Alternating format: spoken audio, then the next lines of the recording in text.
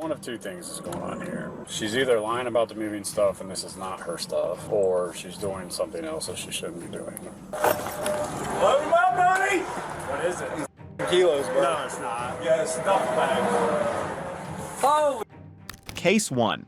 On March 22, 2024 in Ohio, a state highway patrol trooper noticed a large rental truck driving without headlights.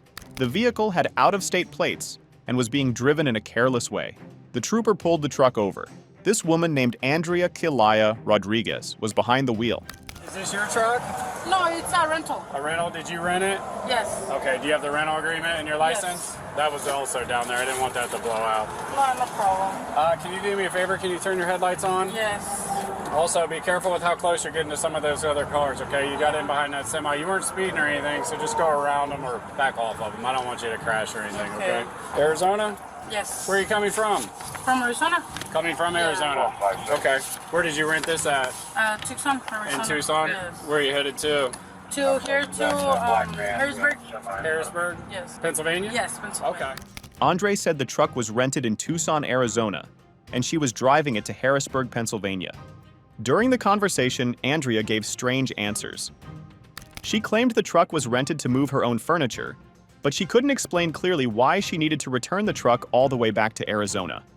When asked about her work, she said she used to do moving jobs, but no longer worked in that business.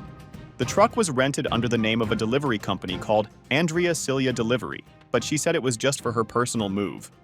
Yeah, but I don't work. You don't do that anymore because it looks like you rented it under this. Andrea. Yeah, that's what's my company. Okay. Like I said. So this isn't your company? No. What's in here right now? It's just some sofas and my luggage. Just that. Sofas and luggage? Okay. And it belongs to you? Yes. Okay.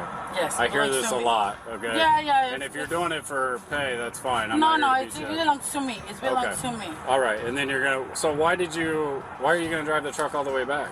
Because, like I say, I'm coming to move her here, and then I'll go back and then bring another stuff. Okay. Bear with me. Let me do some checking on some things, but that's why I have you stopped, okay? Yeah. Be careful.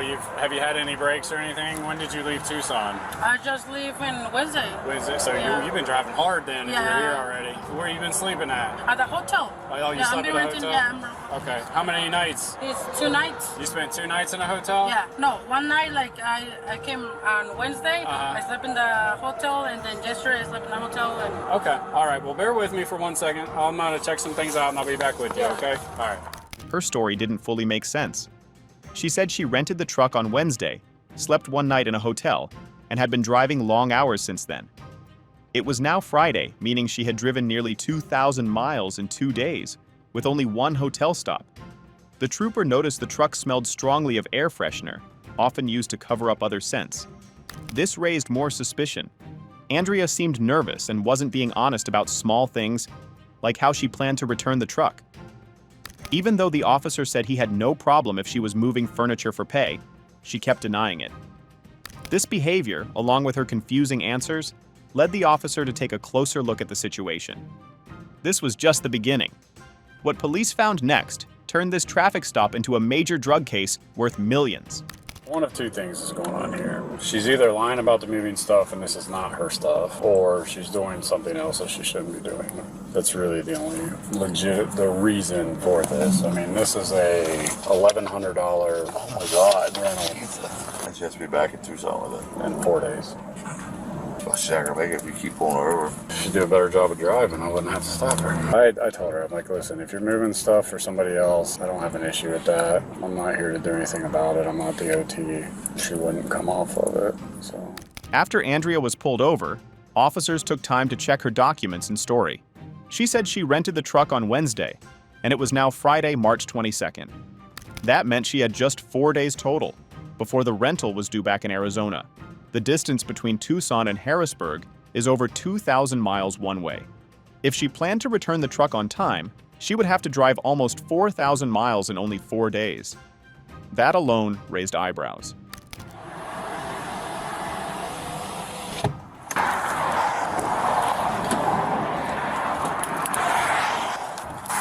Hey, check up. Hey, what's this? Check.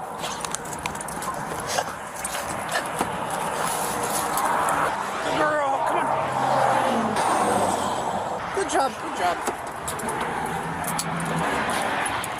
Andrea also said she only had a few sofas and luggage inside the truck. But when asked why she had rented the truck under a company name, if it was just her stuff, she couldn't explain it clearly. The officer became even more suspicious when he smelled heavy air freshener inside the vehicle. Drug traffickers often use that to hide the scent of illegal substances. She told police she wasn't doing a paid job and insisted the truck was carrying only personal items. But the officer believed there were only two possible explanations. Either Andrea was lying about the contents of the truck, or she was hiding something much bigger. The rental cost was around $1,100, and her story didn't match the effort it would take to move a few sofas across the country. The troopers also noticed Andrea was traveling alone. She didn't seem well prepared for such a long drive and didn't have a clear plan. Soon, they decided to search the truck. What they found shocked everyone. Okay, no weapons on you? No, no, Okay, I'll just have you put your hands on top of your head. I'm just going to pat you down with the back of my hand, okay? Face the car. Come back here. Where's the key to the lock? It's in the... Is everything in that truck belong Yeah. to you? During the search of the truck, police made a shocking discovery. Hidden inside the vehicle were over 100 pounds of cocaine. That's about 45 kilograms. The street value of that amount was estimated to be around $1.75 million. This turned the simple traffic stop into a serious drug trafficking case. Andrea was immediately arrested.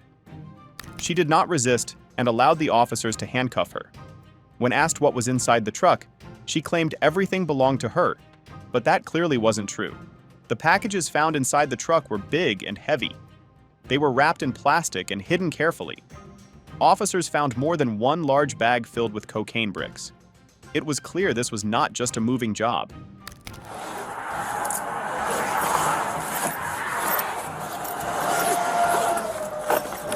Load him up, buddy!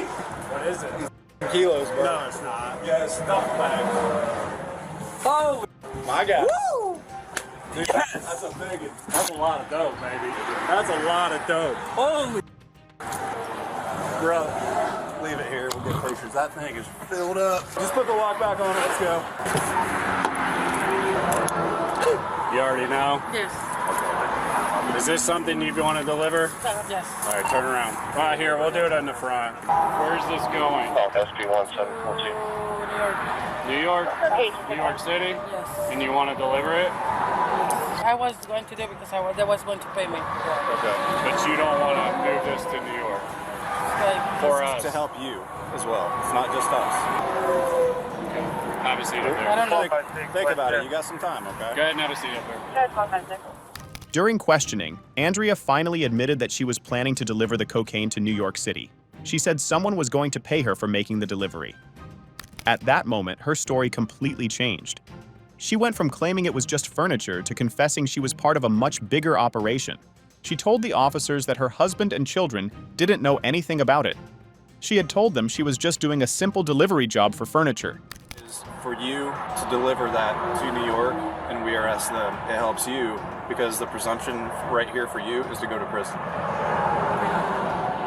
Okay? We work out here in the middle of nowhere. They don't like that stuff coming through here. Okay? So think about it. Because if you're willing to take it to New York, bring in the DEA, which me and him both work for the DEA as well, besides the fact that we're state troopers. And that in turn, that cooperation helps you with sentencing. Okay? So think about that. Any questions of me so far? I'm okay. Okay. It's big packages.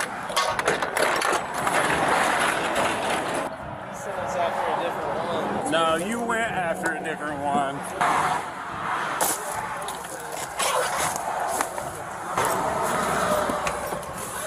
The officers offered Andrea a deal. They told her that if she helped them, it could reduce her punishment. Since she had agreed to deliver the cocaine to New York, they suggested she go through with the delivery while undercover. Officers said they worked with the DEA and could set up a sting operation. This type of deal could lead to the arrest of larger players in the drug world. The officers explained that helping them might not make everything go away, but it would help her during sentencing. They also told her that just being caught with that much cocaine meant she was likely facing a long prison term, possibly over 15 years. Andrea was scared. She asked if she could call her husband and kids. The officers told her not yet. because if word got out, the drug traffickers might get suspicious. They said protecting her identity was important for her safety and for the investigation. The next 20 minutes were crucial. Andrea had to decide if she was willing to help the DEA or stay silent and face prison alone. You're driving this. Feels good, baby. Just like that. Like that. Yeah, I can hear you. Can I ask you a question? Yeah. When we get there to your office, can I call my husband and tell what is happening and tell my kids that I don't know something? I'll tell you this, even if you choose not to cooperate, I understand, and we can't make you do anything that you don't want to do, I'll absolutely let you call your husband. But until we decide the game plan, nobody can know that you got stopped. Okay. We do that to protect us and you. You have a lot of big life decisions to make in about the next 20 minutes. Is that something that you would potentially be interested in, about doing the delivery? I don't know, it's because, Did you tell anybody you were getting stopped? no, nobody. What they typically do is just tell you a city that you're going to. Yeah, they tell me a city and just go and they say, oh, we're going to call you when you're getting there. Do you know that they're tracking you? I not even know. Yeah, they're tracking you. Andrea finally opened up during the questioning. She told the officers that she was promised $50,000 for delivering the drugs. That's a huge amount of money for one trip. But with that money came a big risk. The officers told her about another man who was caught 2 months earlier with the same amount of cocaine, 15 kilos. He was sentenced to 16 years in prison. Andrea said she didn't have a job and her husband was a plumber. They had 4 kids, 2 boys and 2 girls. She seemed torn between fear and guilt. She admitted she had done this before and that she knew what she was doing. But she also said she needed the money for her family. The officers explained they weren't just trying to punish her. They wanted to get to the bigger people, the ones running the operation. They said she could help them catch the other side of the network in New York. That kind of help could change the result in court. Andrea didn't give a final answer on whether she would help or not, but she was clearly thinking about it. So what do you think about this situation? Comment down your thoughts right now. And for more upcoming content, make sure to hit that subscribe button as well.